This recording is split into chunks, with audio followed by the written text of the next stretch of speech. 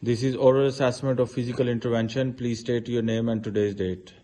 Yeah, my name is Akilur Rahman Shah and today is 9th of April 2022. Okay, I have 6 questions. I will ask you one by one. Question 1. Identify the risk factors involved with the use of physical intervention. Well, and there are several factors involved in the physical intervention. I'll go one by one. And the first one is if you're using force to a person, he may get seriously injured or die. The second is the person can get stress. Yeah, he may be in a stressful condition when we are using force. And next is when we are using force to a person, he can get seriously injured, right?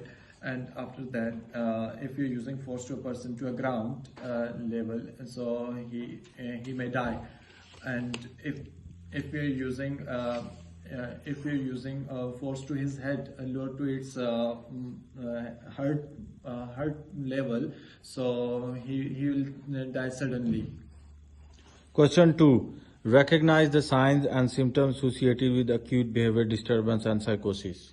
Well, for acute behavioral disturbance, basically it's the combination of two factors. One is psychological and the other is physical, and it includes like abnormal blood pressure or high blood pressure, high temperature.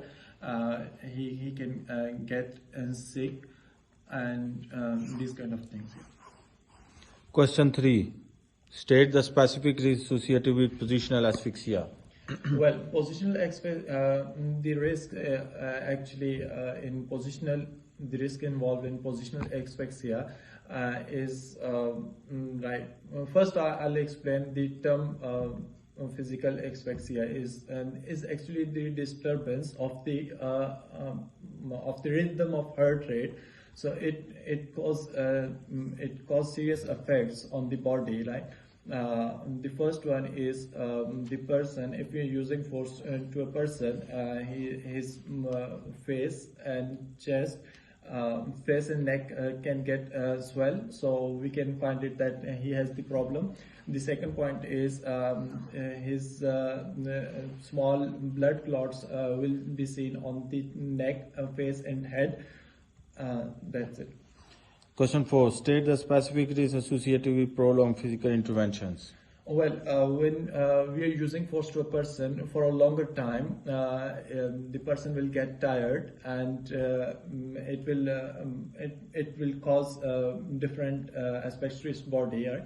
So he will reduce his level of breath. So he lose his level of breath, and also after the level of breath, what can he do? Okay. Question 5. Identify how to deal with physical interventions on the ground appropriately. Well, for the physical, to use of force on the physical grounds, first one is we need to ensure that the person is breathing properly. There's for that term we say that ABC, like airway, breathing and circulation must be on the way. But the second point is if we see that there is an emergency, like his health is not good, and if we see there is any point, so we suddenly stop using force because he cannot breathe properly. Yeah. Good. Question 6. State how to manage and monitor a person's safety during physical intervention.